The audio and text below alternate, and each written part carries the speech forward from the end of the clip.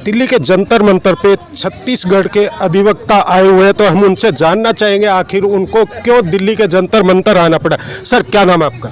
मेरा नाम अब्दुल वहाब खान है जी। आज दिल्ली के जंतर मंतर छत्तीसगढ़ से आए, क्या मांग है, क्या कानून की मांग कर? हमारी मुख्य मांग है कि एडवोकेट प्रोटेक्शन एक्ट सरकार जो है यथाशीघ्र लागू करे और अधिवक्ताओं को देश की चुनिंदा अस्पतालों में निःशुल्क चिकित्सा सुविधा दी जाए और जो है वकीलों की मृत्यु पर मृत्यु दावा की राशि 10 लाख रुपए उनके पारिवारिक जनों को कम से कम देने का प्रावधान करें।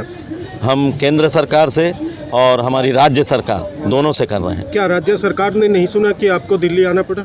हाँ, राज्य सरकार ने जो है अभी कांग्रेस की भूपेश सरकार छत्तीसगढ़ राज्य में शासन कर रही है। उन्होंने अपने पूर्व घोषणा पत्र में यह बात अपना वादा किया था वकीलों से कि हमारी सरकार बनेगी तो एडवोकेट प्रोटेक्शन एक्ट यथाशीघ्र लागू करेंगे। लेकिन अब कार्यकाल पूरा समाप्त होने वाला है, लेकिन जो है एडवोकेट प्रोटेक्शन एक्ट कांग्रेस सरकार ने लागू नहीं किया है राज्य में।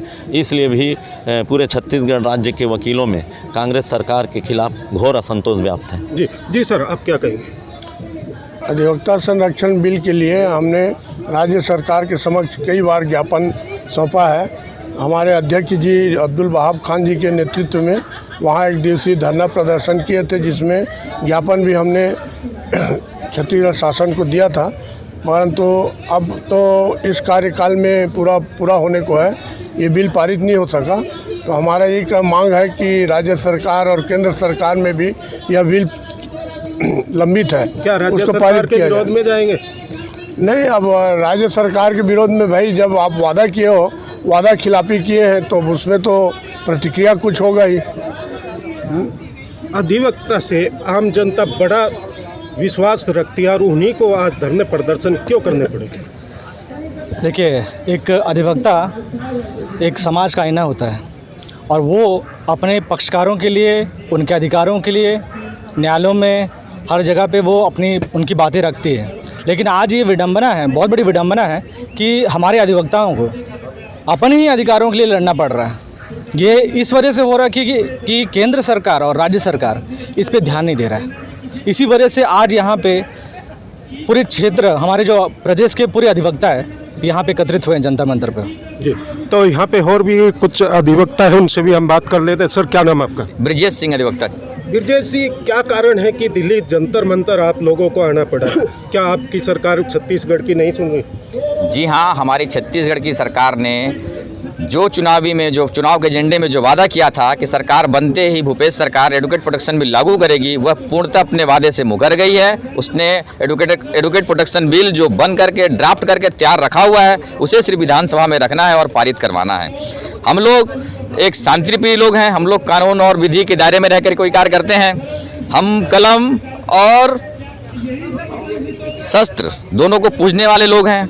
मैं सिर्फ इतना ही कहूँगा कि इससे पहले भी हम लोगों ने सांकेतिक रूप से एक दिवसीय प्रदेश में कार्य बंद का आह्वान किया। हम लोगों ने सांकेतिक हड़ताल भी किया। हम लोगों ने लाल फीता काला फीता लगा करके पूरे प्रदेश के वकीलों ने अपना विरोध दर्ज करवाया, किंतु उसके बाद भी भूपेश सरकार नहीं जगी और हमें आकर के इस दिल्ली के जंतर मंतर से केंद्र सरकार से भी और राज्य सरकार से भी आग्रह करना पड़ा कि आप इस एडवोकेट प्रोटेक्शन बिल को लागू कीजिए। अगर बिल नहीं पास होता, अधिवक्ता क्या करेंगे छत्तीसगढ़ के? अगर बिल पास नहीं होता, अधिवक्ता इसके लिए आगे कार्रवाई करेंगे अपने हित की रक्षा के लिए। जब एक अधिवक्ता आम जनता के हितों के लिए लड़ाई लड़ सकता है, तो जब अपने हितों की जहां बात आएगी वहां तो जहां तक जाना पड़े हम जाएंगे और इस बिल को लागू करवाएंगे। क्योंकि चुनाव में कुछ असर पड़ेगा देखने को? चुनाव में पूरा असर देखने को मिलेगा, क्योंकि अभी तक हमने सभी सरकारों को सहयोग दिया है। एक अधिवक्ता के सहयोग के बिना कोई भी सरकारें नहीं बनती, क्योंकि एक अधिवक्ता इतना बड़ा इनकी संख्या है, इनके साथ इनका परिवार जुड़ा हुआ है। सारे के सारे जो लोग हैं वो 101% जो है वो प्रभावित करेंगे चुनाव को, और चुनाव प्रभावित होगा ही होगा। जी जी, आप क्या कहेंगे? जिस तरह हम देख रहे हैं, जो अधिवक्ता है उनको धरने प्रदर्शन करने की आवश्यकता पड़ गई, क्योंकि जनता बड़ा विश्वास आप पे रखती है। कुछ हो जाता है तो आप लोगों के पास ही जाती है और आप लोगों के साथ ही ऐसा। इसमें ऐसा है सर कि जनता के हितों के लिए वकील हमेशा खड़े रहते हैं, चाहे उनके दुख कितना भी बड़ा हो, हर समय वकील उनकी सहायता के लिए खड़ा रहता है। तो हमारा भी ये अपेक्षा है हमारी सरकार से कि वो हमारे हितों के लिए भी वो हमारे साथ खड़ी रहें हमेशा हर जगह। और हम कोई गैर कानूनी मांग नहीं रख रहे हैं, हम अपने और अपने परिवार की सुरक्षा और उनके हितों के लिए ही हमारी मांग रखी गई है, जिसको हमारी सरकार को मानना होगा। और नहीं मानने की स्थिति में उनको चुनाव में इसका असर ज़रूर देखने को मिलेगा। जो नेता लोग हैं वो भी अधिवक्ता के पास आते हैं अगर किसी केस में या कुछ हो जाती है, और आज उन्हीं से गुहार लगानी पड़ रही। जी, जब भी आम जनता या नेता को अधिवक्ताओं की ज़रूरत पड़ा है तो अधिवक्तागण के द्वारा बिना संकोच के, बिना समय गंवाए उनका हमेशा सहयोग किया है, उनका हित की रक्षा किया है।